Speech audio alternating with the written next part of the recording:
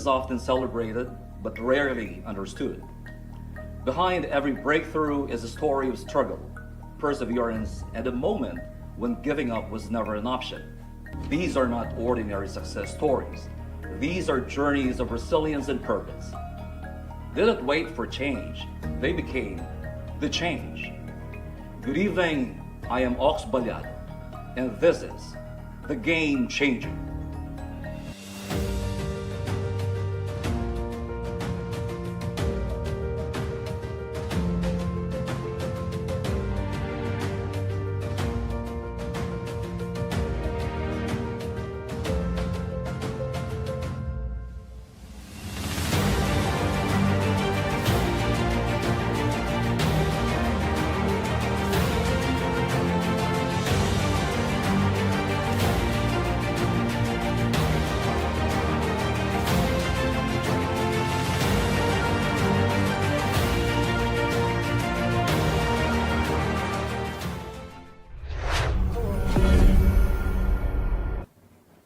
Our guest today is a woman who has chosen to stand firm where it matters most, on the side of justice, accountability, and truth. Fearless in the courtroom and unwavering in principle, she represents resilience not just as a profession, but as a calling. A legal mind, a public servant, and a true game changer whose work continues to leave a lasting impact on lives and communities. The game changer herself. Please welcome Attorney KRISTINA Conti. Hello, good day. Wow, it's gonna be a very exciting evening.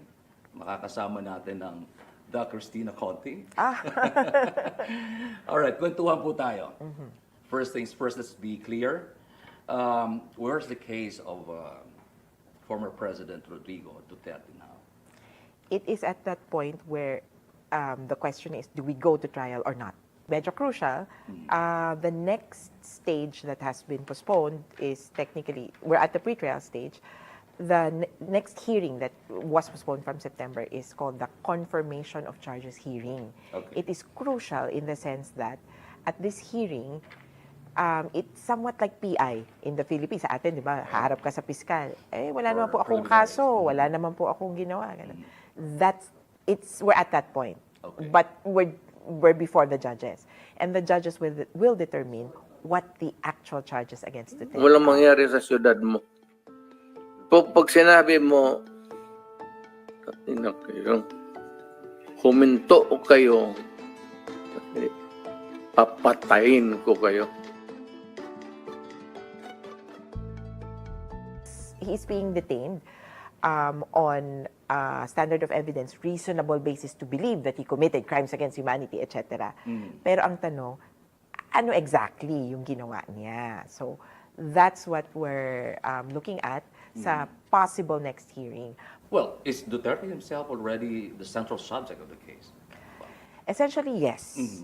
At this point, he's being accused of being the mastermind or the most responsible of crimes against humanity committed in the Philippines. In the courtroom, there are some things that kumbaga, are simplified. And probably we'll be looking at about 49 incidents tried and connected to Duterte. But for many, they would say, ba't ito lang? Konti lang. But, bottom line yan, this is a legal case. And whatever you can prove in court, that's the most important thing.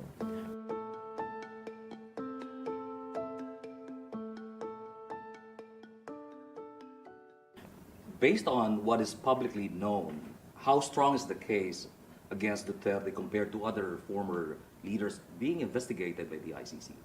Speaking as someone who was here in the Philippines during the height of the killings, the evidence is strong. There is plenty of, well, I would say anecdotal evidence from on our part, sa mga biktima. Ang kwento namin, eto yung pagpatay, eto ganito yung nangyari. About the killings itself, but then you have to prove that what he did is directly connected to the killings on the ground. So that part, from what we've heard from witnesses who have come forward, and these are parang insider witnesses, so si Mato Bato and Las Cañas, they tell us that Duterte is indeed in charge of the Duterte or the Davao Death Squad. At itong death squad na ito ang nagpasimula talaga ng tokhang killings nationwide when he became president. So, with that information, I would say that Duterte is clearly most responsible for killings in the Philippines connected to the war on drugs. The evidence is strong. You don't only have testimonial evidence. Sa Pilipinas, sikat yan, di ba? Na, may star witness ka ba? We have, or the prosecution has, object evidence, documentary evidence, and many other types of evidence that could be presented before the court. Malinaw yan.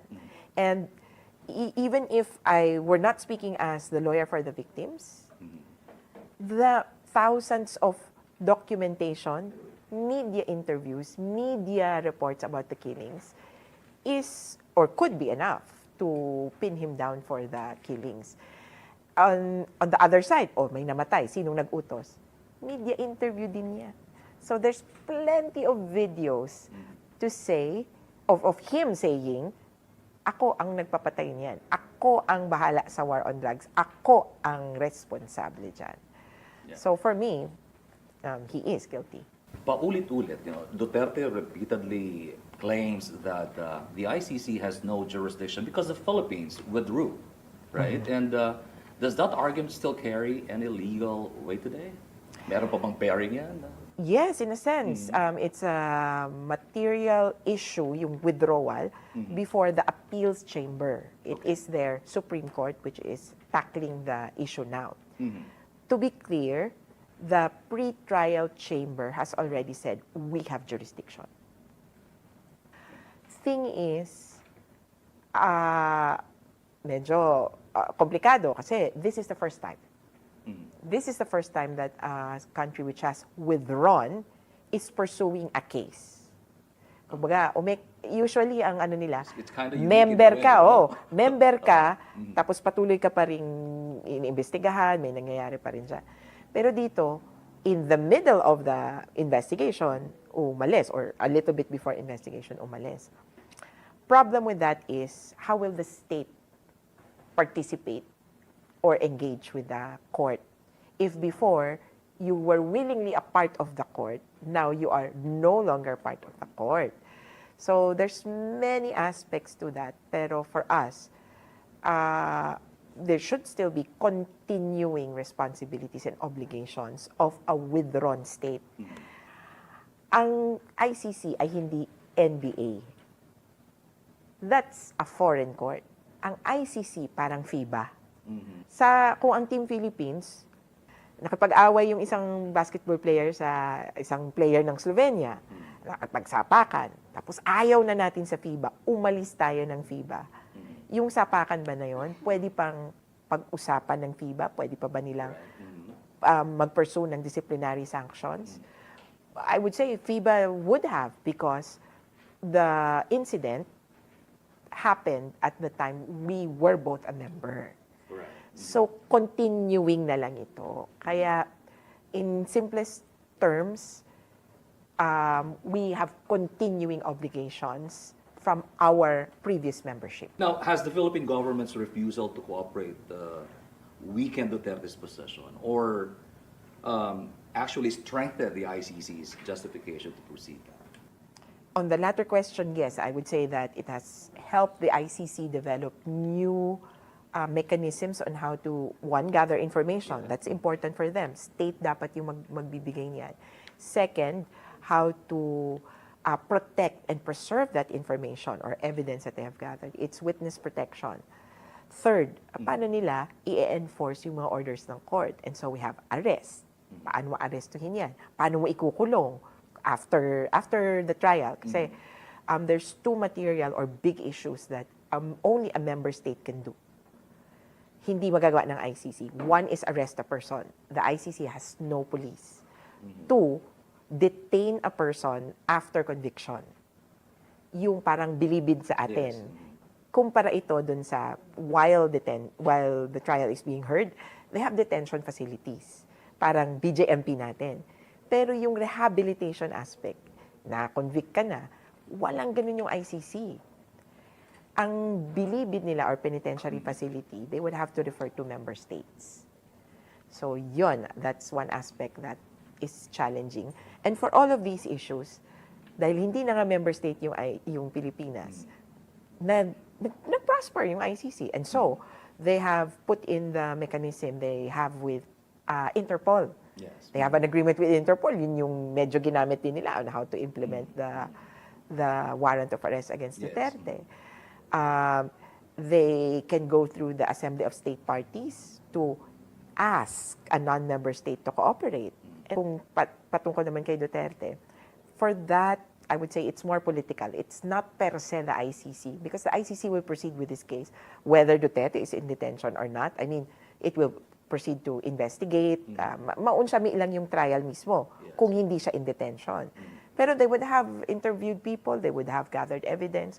Tuloy lang ang trabaho nila eh. Wala silang pakialam dyan sa ano. So mostly, ang epekto kay Duterte is political. Now, realistically speaking, is there still a legal path that could completely stop this case? There's two things. One, kumbaga sabi ko nga kanina, the ICC will proceed with this case or investigation without any political pressure. But it will not proceed if it has no jurisdiction. Right. So if it has a finding that it has no jurisdiction legally, then this case and investigation will stop entirely. When I say investigation, it's also because they're not only looking at Duterte. Sabi natin kanina, most responsible si Duterte. But the ICC, the prosecutor, has said he's worked with a team. He's a co-perpetrator.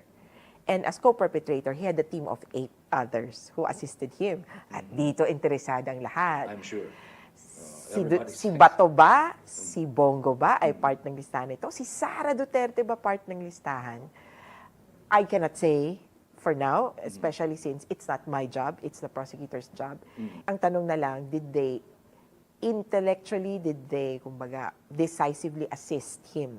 Did they have a role in decision-making? Right. Were they also most responsible?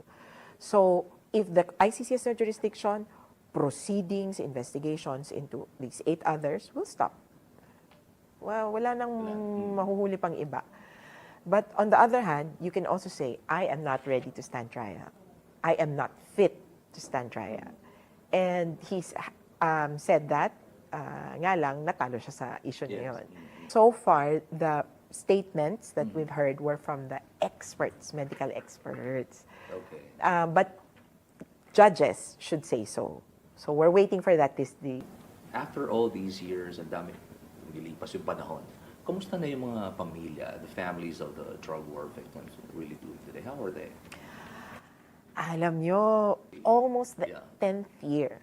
This year, Yeah. we'll be celebrating 10 years. Celebrating, I don't know if that's the right term to use, of the war on drugs. Sa totoo, hindi nila masabi na bumuti o sumama yung kalagayan nila. Kasi they think of it as yung natural progression. Wala eh. Tutulak talaga yung panahon. And systematic to eh. At kung tatandaan natin, yung mga pinatay naman sa war on drugs, yung mahihirap. Bihira tayong makarinig na may pinatay sa village, sa gated na communities, diba? Subdivision. Oo, bihira. Laging Eskinita, Caloocan, urban poor community. Kaya, hindi lang yung war on drugs ang nag-victimize sa kanila, kundi yung buong, it's the entire system that has victimized them. And the war on drugs was only a re-victimization. And then on another front, the politics. Yes. That has been so aggravating. For many, actually, many voted for Duterte. For these victims, yeah. They voted for Duterte, they trusted Duterte that he will clean up the country. It turns out sila pala yung wawalisin. Parang, hindi ko naman po alam yun. So there's some sort of treachery and that they feel na betrayed, na we've been screwed over by politicians so many times over. Pero yung patayin talaga kami ng harap-harapan, itong presidente lang ang gumawa nun. There's still victims hoping to triumph or to transcend their situation, but they're so afraid of another Duterte presidency. Is this case moving to attorney? this to be clear. Is this something that's getting closer to accountability? Or is it at risk of being frozen indefinitely? I would say this could be one of the best examples of quick and swift justice. Kasi we went to this court specifically under the premise that will not be tied up under previous Philippine experiences. It's now in the records. Right. He was taken to court. There was evidence enough to keep him there. And probably only an acquittal after trial will absolve him. Pero as of now, there is some standard of evidence that says he is responsible for these crimes. Before the cases and the courtroom battles, there was a beginning that shaped who she is today. When we return, we go back to her roots, her childhood, and her early days as a journalist that helped define her voice and purpose. That story continues here on The Game Changer.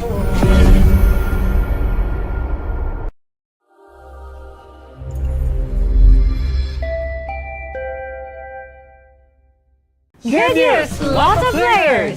Mula noon hanggang ngayon, tumatakda sa puso ng mga Pilipino.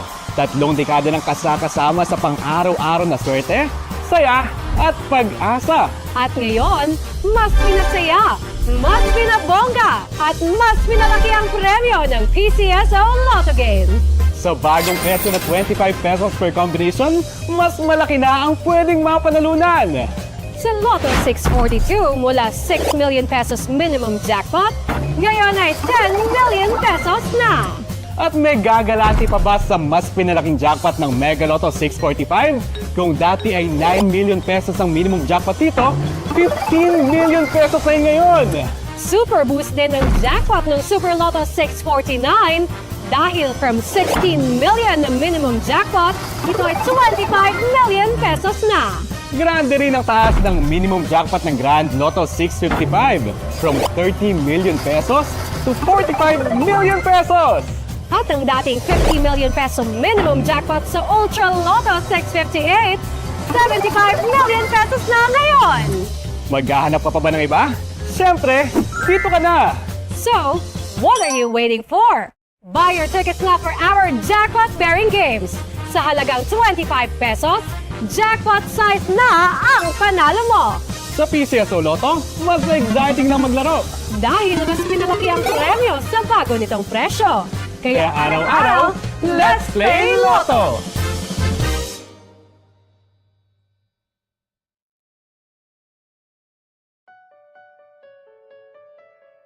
Sa bawat taya mo sa Lotto, STL at Scratch It Instant Sweepstakes, may isang buhay ang nabibigyan ng pag-asa. Sa PCSO, hindi lang swerte at panalo ang hatid, kundi tapat na paglingkod at pag-asa sa bawat sulok ng bansa. Libreng gamot, libreng konsulta. Sa pamamagitan ng PCSO Multi-Specialty Clinic, libo-libong kababayan ang nagpapatingin sa mga eksperto. Milyon-milyong Pilipino ang nagseserbisyohan sa medical and dental missions at pamimigay ng libreng gamot. Kabataang may pangarap, kasama mo ang PCSO sa pag-abot niyan. Sa pamamagitan ng mandatory contributions, bahagi ng charity fund ay iniladaan sa ibang institusyon tulad ng Commission on Higher Education, Philippine Sports Commission, Boys and Girl Scouts of the Philippines, at Philippine Red Cross para suportahan ang kani-kanilang mga programa para sa lipunan. Panahon na emergency, PCSO is there for you. Through the Individual Medical Assistance Program, patients in need receive critical help for procedures and hospitalization. Kahit sa panahon ng sakuna, PCSO provides assistance from charity timba distribution to medicine donation. Makaaasa kayong nariyan ng PCSO para tumulong. At ikaw, oo ikaw, may parte ka sa bawat serbisyo publiko ng PCSO. Tuwing naglalaro ka ng loto, hindi lang sa jackpot ang bakas mo. Kasama ka sa paglikom ng pondo para sa serbisyong pangkalusugan ng PCSO. Hataw sa panalo, hataw sa pagtulong. Kaya Kaya bumisita na sa pinakamalapit na Lotto outlet at bumili na inyong ticket para sa tsansa manalo at makiisa sa pagtulong sa sambayanang Pilipino. Araw-araw, bakas tayo. And let's play Lotto!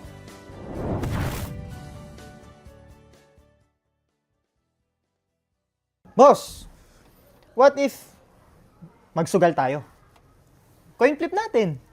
5,000 or 1 million.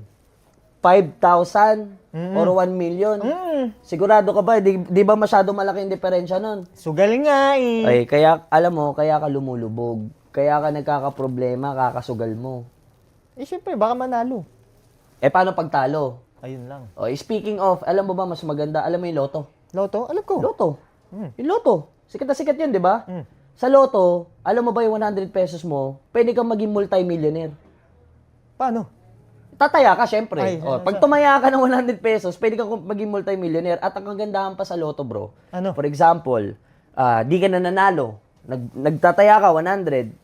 Nakakatulong ka pa sa mga kapwa Pilipino mo. Bakit? May charity. Pwede ginagamit din nila yung sa mga nangangailangan sa ospital. Oh. So, panalo ka na rin, in a way. So, ako sa'yo, magloto ka na lang. Hindi, sige, magloto tayo. Oh. Pero coin flip pa rin natin. Sugarol nga ako eh. Sugal ka talaga eh. Sugal na sugal ka eh. Pero tanda mo, sinabi ko sa'yo na mas okay talaga sa loto ha. Okay. O, sige. I-coin flip mo na yan. Sige. Sugal talaga.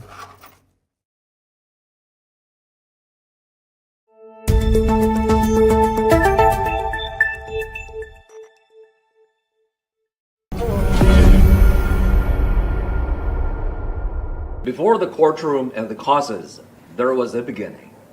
Before becoming a lawyer, attorney KRISTINA Conti was shaped by her childhood and the influence of her mother and her early years as a journalist, where her voice, values, and sense of justice first took form. This is where her story begins. We're back, attorney. Kwentuhan ulit tayo. Now, let's go to the beginning. Let's go back to the beginning. How are you when you're growing up? Very normal, very, sabi nga nila, batang 90s. We played outside and then came in. Oh, We ginamit also mo pa had, rin yun, yeah, and then we had Okay. computers. Pero yung WordStar 1, 2, 3, Lotus, Ako, disket pa nung araw. Oh, yung malaking disket pa. So, my generation was the one that kind of enjoyed both worlds. Happy enough na I cannot remember a significant moment na parang hirap na hirap ka. But of course, it was a middle-class childhood. Hindi naman kami sobrang yaman na ano. And so there were classic stories of yung uwi ka sa probinsya para magbakasyon, ganun. Until eventually, I grew up here actually in Metro Manila, but we went back to the province so that we could go to I think we could come together as a family because my father was based in Batangas. My mother, who worked in UP as a part of the administration, went home na. So dun kami lumaki. Although I came back again to Metro Manila for school. Anyway, your mom, as you mentioned, ano yung mga lessons that really stayed with you? As a lawyer, so my mom was a lawyer. She did not practice until we went home to the Batangas. So she first worked as a public attorney. Okay. So I really thought, for me, that was one of the, kumbaga, viable avenues, or yun yung natural. When you're a lawyer, she did not go to a law firm. She worked actually as a clerk of court and then later as PAO, because she said experience is important. Okay. So you do the groundwork first before you maybe get the money. So naalala ko po noon, it was, I don't know if this is accurate, but PAO attorneys got 12,000 pesos a month. Basic pay? Basic pay. Kaya sabi ko, okay. Parang, kaya talagang sacrifice na umuwi and gano'n. But from what I remember, the decision was, if I want to practice as a lawyer, I need to get this experience from cases and criminal cases. And so one of the first few times that I think I went to Bilibid, pumunta kami bumisita ng client niya. Yeah. Nakakuha kami nung ano yun, yung parang boat Yes. na nasa loob ng Bote. bote. Yeah, yung Kaya parang, oh, project wow, na ang ganda. yes. Oo. So, akala ko parang, wow, special. Tapos, specially carved na nandun yung pangalan niya. So, parang kami, wow, special. Pero we knew na there were disadvantages na, yun nga, you're not earning as much. Ganyan. But, kumbaga, the point there is that there are deliberate choices that you can make in anticipation of, or to build yourself, or to learn something, or in anticipation of future opportunities. Yeah. With all you went through as a young person, Attorney Conti, you already see yourself challenging authorities, right? or questioning systems back then? No! Teacher's Until- pet ako. Okay. Wala. Although, my elementary school then was in a Catholic school. So, when you're in a Catholic school, you're brought up to follow instructions and do it so I call it unquestioningly subservient. subservience. Okay. So, but then, it also instilled in you the concept of right and wrong. And so you were following these people because they were right. Mas ganon. And so when you saw something that was not wrong, hindi mo susundin yon. So I think when I went to Pisay and then afterwards UP, that's what I subscribed to. So it was not blind obedience or subservience, but it was following what's right or what's wrong. And yung sabi nga nila, yung ikakatulog mo paggabi, so yun yung iniisip ko. Yung going up against authority, maybe just came as a consequence. But I was not trained to question authority. I was just brought up to follow what is right.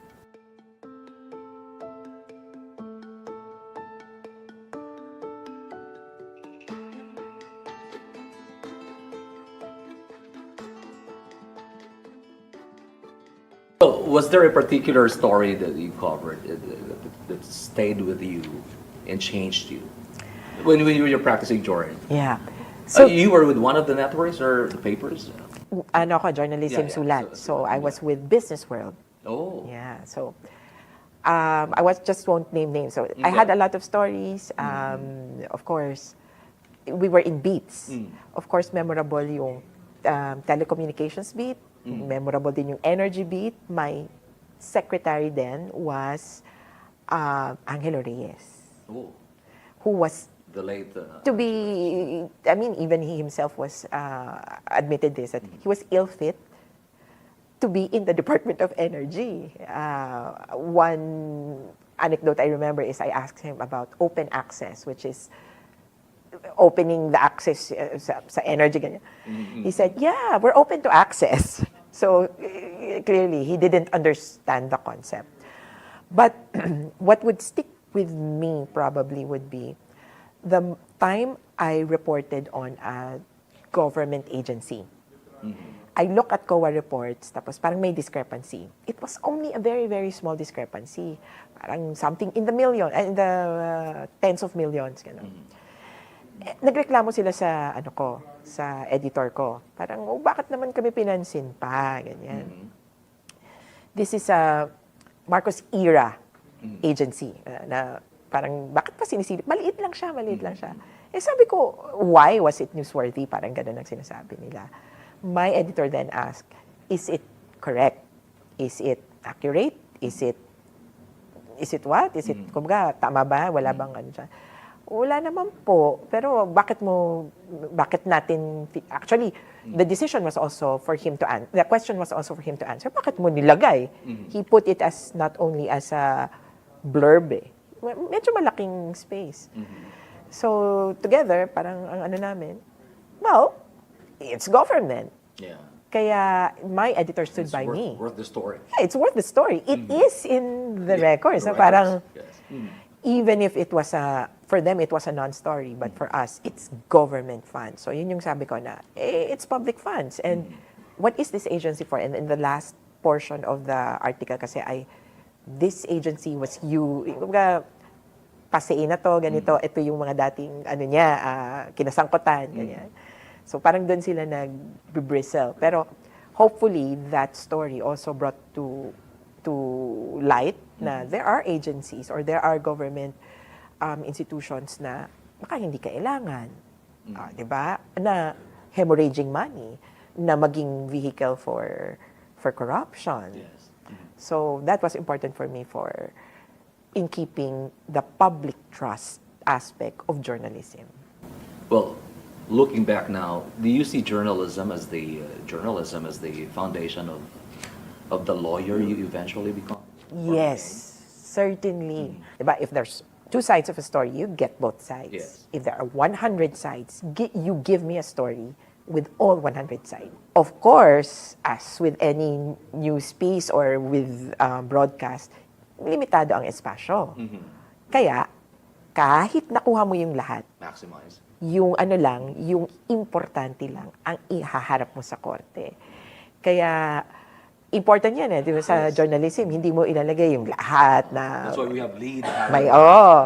Tapos, in fact, pwedeng makat. Yes. Pwedeng makata yung storya mo. Okay na to, first 3 paragraphs. Paano po yung 10 paragraphs after? Wala na yung kwenta.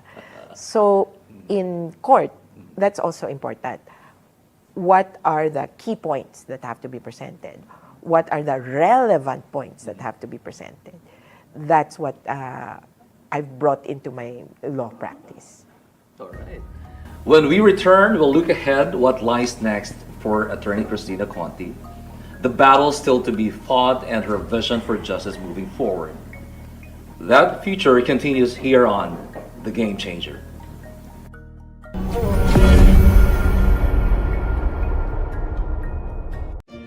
We multiply the good for Filipinos nationwide. We drive learning. We promote wellness. We help rebuild lives. We turn hope into possibilities. We care for our players. We advance digital skills and employment.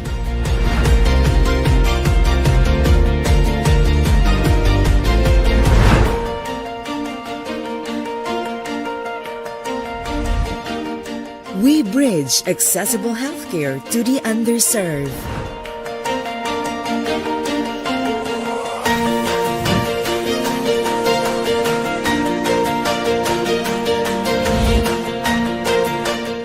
We respond in times of disaster.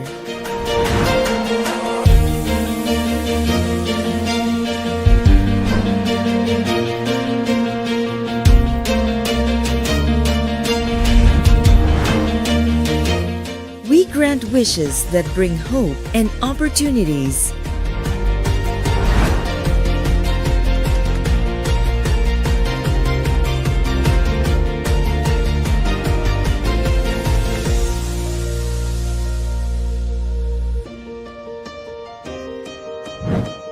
We champion responsible entertainment.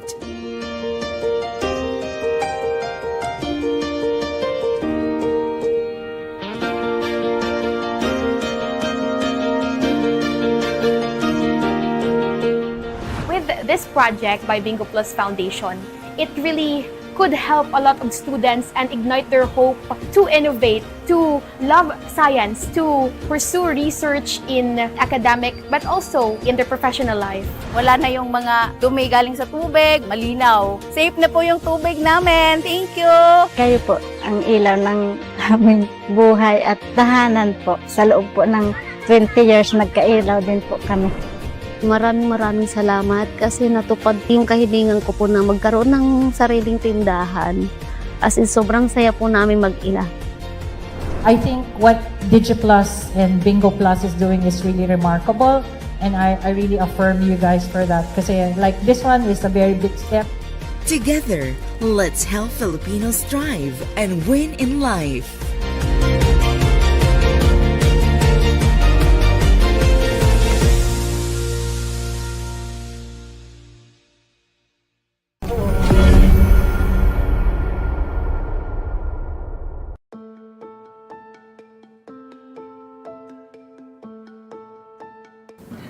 After everything you've been through so far, what does the next chapter look like for you? Well, the next chapter. Something exciting? Yes. We hope to have a role. So there's a few lawyers, including Nery Colmenares, Yes. Joel Butuyan, and Gilbert Andres, who hope to have a role in the trial itself as legal representatives for victims. Our participation in the case against Duterte will mostly revolve around victims processing. So, carrying the victims' views and concerns and so forth. Aside kasi from the Duterte case, I'm looking at other counter charges. Pagpapanagot na eh. Kumbaga, sabi nga, isang araw babangon din ng mga api. Baka eto na yun. So for the victims of the war on drugs, we have this case against Duterte, possible other cases for accountability for all the others who were part of the war on drugs. Kasi si Duterte is just one of thousands who implemented the policy. Yes. Victims of extrajudicial killings, aside from war on drugs, there's also political killings. My organization is also working at countersuits. Medyo nahirapan, pero kaya yan. In the realm of red tagging, Okay. we've filed civil suits against yung mga red taggers. Ano mga pinagsasabi nyo, totoo ba yan? To close off, one thing that we also need to address, which is why I was also involved in politics in the last elections, in the previous elections even, yung parang sentimiento na wala nang mangyayari sa bansa. Kaya, I will only look out for myself and what I can do now. Kaya yung sinasabi nga na binibenta ng mga iba yung boto nila, I would see that as rational choice theory ng mga in a survival economy. Yes. In a survival economy, you need to know where you're getting the next meal from. And if there's 10,000, 5,000 that's coming to you in exchange for your vote, or as ayuda disguised as vote buying, Yes. kakagat ka. Kasi yun yung best choice mo ngayon. And you have no hope that this situation will be better. Ganito naman lagi eh. So yung hopelessness that we feel and the struggle against the system, I think it's coming to fore. Ang tanong na lang, how we all respond. Itong corruption issue, sistema to eh. Hindi lang naman, porket nakulong si Diskaya, masaya na tayo. Hindi naman, di ba? So hopefully now, mabaka natin yon na yung kawalang tiwala sa sistema, dahil nga mali ang sistema, pero kawalang tiwala din dun sa kapwa natin. Yeah. Well, has your idea of justice changed over time? Or has it become clearer and more defined? It has changed because it has become clear and more defined. That's one way of putting it. But before, sa totoo lang, because my mother was a lawyer, one idea of justice was that pag nakapunta ka ng korte, nakakuha ka ng desisyon, at kung sabi sa desisyon na iikulong ka, hustisya yan. That was for me one of the simplest forms of justice. But then, as you know more, the more you realize you don't know the concept of justice. And so I've looked at different versions of justice, different definitions of justice. But for me, what's crucial about justice is that you should know the truth. For many, they would say, this is my truth, this is her truth, this is... For me, there's a factual truth that you cannot shake. Kumbaga, napatay mo ba yung taong yan o hindi? Ganito ba ang paraan ng pagpatay? Ganon. Hindi mo yan mababago kahit nasasabihin, no, from my point of view, dapat naman siyang patayin. That's a different kind of truth. Problem is, and this is my realization, in court, there's this thing called legal truth or legal fiction. It's what you can prove. So for me, one aspect of justice, whether you get it from a regular court, from an international tribunal, from a people's court, it has to rely on truth, on the undisputable factual truth. Attorney Conti, with your display of courage and bravery, with all the issues confronting not just you but us, I do believe I understand may risk dyan eh. Yeah. Diba? And how do you sustain yourself emotionally and mentally in this line of work, especially knowing that there are risks? Well, one, the clients. Sa organization nga namin, we have a saying that we have brave clients, they deserve brave lawyers.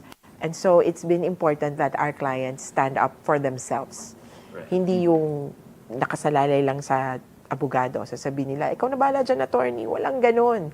Sa amin, yung kliyente mismo ang tatayo sa sarili nilang paa. At yung pag-abogado namin sa kanila ay hindi lang parang charity na, o sige, tutulungan ka namin kasi walang-wala ka. Hindi, kundi sabayang tulong. It also helps us develop, actually. Kaya for me, hindi nga to sa usapin ng parang selflessness. I get something out of this. In fact, to some extent, our clients would have to defray expenses, travel expenses, kung saan ka man makakuha. Kaya hindi naman yung pumunta ako dito para maghirap. This is sustainable, this kind of practice. People's lawyering is sustainable if you have the clients cooperate and understand their role. They are also part of the job. But then, on another front, talagang yan yung may attacks na. Yun pa rin, yung pagsasama-sama nyo. Because when you know, you are so attuned to each other, that an attack on one is an attack against all. Kaya, that's where you should get your bravery from. And then, as regards death, nasabi nga nila na it's very, actually, it's been hinted at by Duterte supporters. Death, imprisonment, or kung ano man, attorney, lagot ka sa 2028. Alam mo na ang kalalagyan mo, o nako, ganyan. Ang ano na lang doon ay, well, it hasn't come yet. And until then, I can still do something. As to killings of lawyers, to be particular about it, we have been studying how lawyers have been killed, why lawyers have been killed. It's usually related. There was this one question, should we arm ourselves? Should we, kumbaga, at least do something about it? There's very little you can do when there's a target on you. Diba? Kasi, nandiyan na, may papatay siya. Sandali, nakalimutan ko yung, nasa ba yung baril ko? Ganon. Or, teka, ano nga bang sabi sa self-defense? There's very little thing you can do. And this is similar to rape. Hindi ikaw ang mag-a-adjust kung ikaw yung biktima. Papalit ka ba ng damit? Magsusuot ka ba ng tuwalya sa ulo mo? No. Who has to change is the killer or the perpetrator. So the way we do it is attack it systematically. Make sure that they cannot kill you or they cannot attack you. And that there's many ways of doing that. For example, for the trolls, deplatforming or making sure that they don't earn money from you, di ba? I think was a time na, was there a moment na parang dumating yung sukdulan na how long will I still be doing this? Yeah, almost every day. No? Parang ano ba? Anong gagawin ko ngayon? Paano, ano? Pwede bang hindi na lang muna ako magpakita? But then, ironically, it's the supporters or the detractors who would keep you going. Kasi they attack you as a person. They would say, bobo ka naman. Hindi bayaran ka naman. Hindi So, just to prove them wrong, it really helps na, they help me. It really helps na they do it every day. Of course, on the other hand, you have your family, you have your friends, you have all these other people who support you. And that's been very, very crucial in sustaining me and my work. If not for them, wala ako dito. And sabi nga natin, it's a conscious choice, right? Yes. But, given those, what are other sacrifices that, that are still ahead? Time. The case of Duterte will definitely take a lot of time. I've talked to several lawyers who have handled cases. They've said, this is not like a usual case na nag-aaral mo overnight and so forth. No, you will spend a lot of time on this case. You will spend a lot of time with the victims. The victims' work is mostly behind the scenes. Yung makakarating sa ICC na sasabihin ng biktima, for 5 sentences, it's 5 days of work. Yung ganon. To get their trust alone, you need to have been with them every step of the way, which is also why I'm not letting go. Because the trust that has already been invested, you cannot break that, or you cannot just withdraw that na, ay, ayoko na pala, bye guys. So that should keep me going. Right. One of the most important questions I'd like to ask tonight, how do you want to be remembered? Not just as a lawyer, but as a person. Well, essentially, I don't want to be remembered at all. I mean, why? But in terms of the work, probably. Yes. I hope people will remember that this profession, so speaking as a lawyer, that this profession is not just a tool or an enabler for men to do wrong things. Enabler ang mga abogado sa corruption, enabler sa extrajudicial killings, we cover up. Enabler ang mga abogado sa kawalang hiyaan in general. So I want people to remember that this profession can also be used for good. And ito yung a bit personal, yung babae. It's always the women who will stand up until the very end. Sorry, Pero in the war on drugs, if you see families, diba, with someone dead, it's the mothers and the wives who have stood together and stand together for extended periods of time and are willing to expand the work. Kumbaga, itong laban na to, hindi na lang tungkol sa akin kundi tungkol sa ibang pamilya, tungkol dun sa kapitbahay ko, tungkol sa iba. In the country where speaking truth to power is difficult, why is it worth doing? Because of so many things. Okay. I have personal reasons. My friends are part of this. etc. My family is supportive.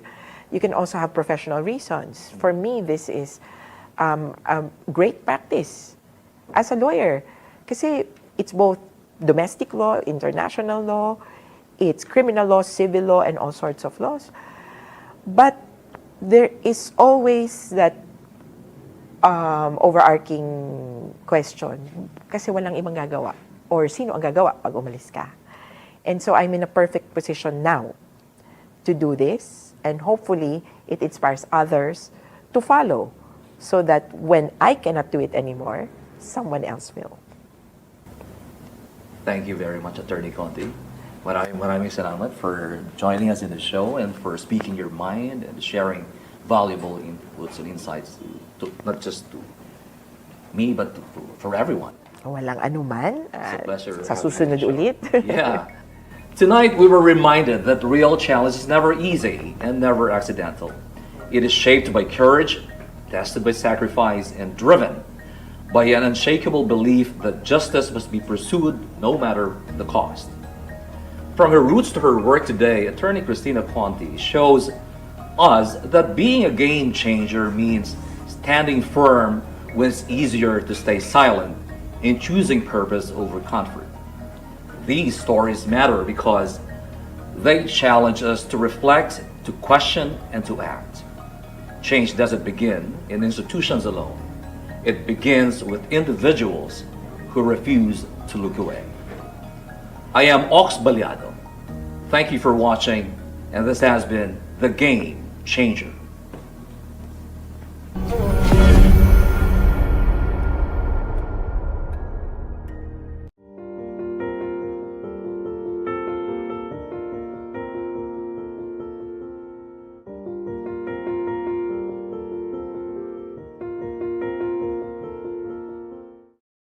Bubusugin ang inyong umaga.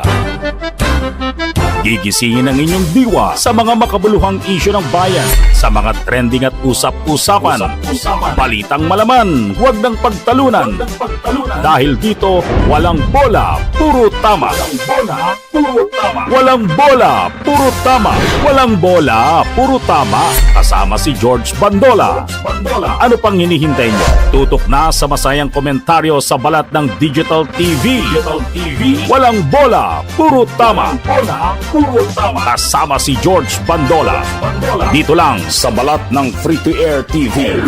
DATV Channel 31 sa inyong mga TV box.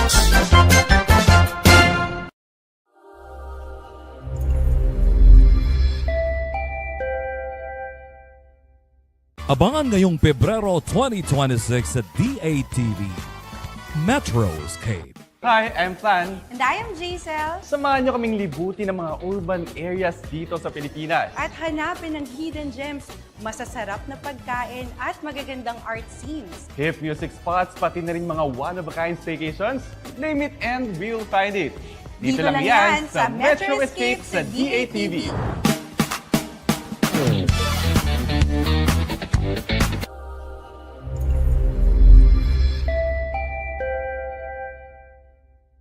Abangan ngayong Pebrero 2026, The Game Changer.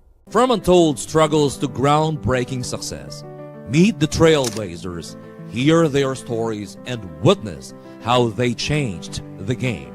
Catch veteran broadcast journalist and multi-awarded public service program host Ox Balyan as he sits down with the movers, the visionaries, and the real-life change makers who transform their communities and our world. Their stories, their struggles, their triumphs. They are not just players. They are the game changers.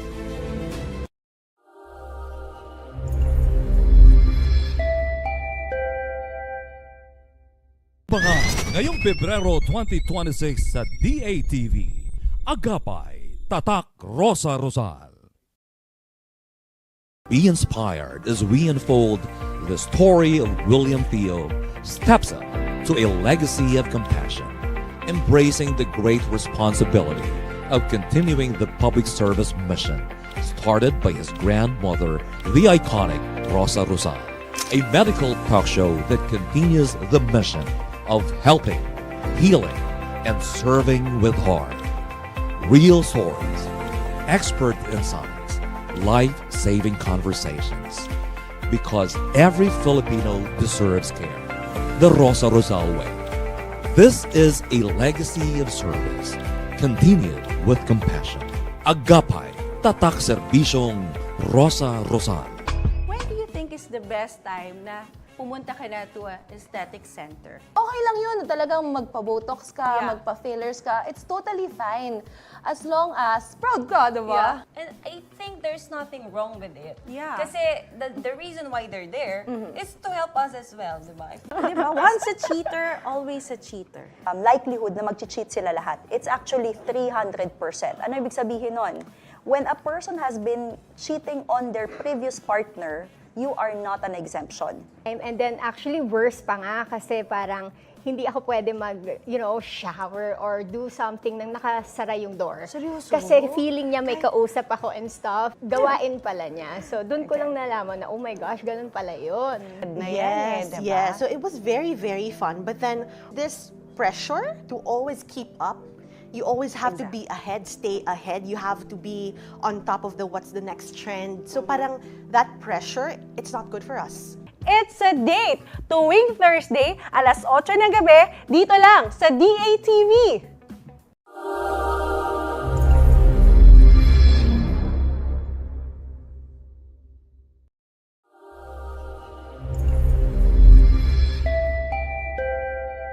Abangan ngayong Pebrero 2026 sa DATV, The PH Insider on TV. In a nation of opinions and power plays, one show dares to look deeper, beyond the headlines, beyond the noise. Three voices, one mission. Ox Baliado, attorney Rayzandro Unay, and attorney Eugene Riego, revealing the truth behind the nation's most urgent issues. The PH Insider on TV.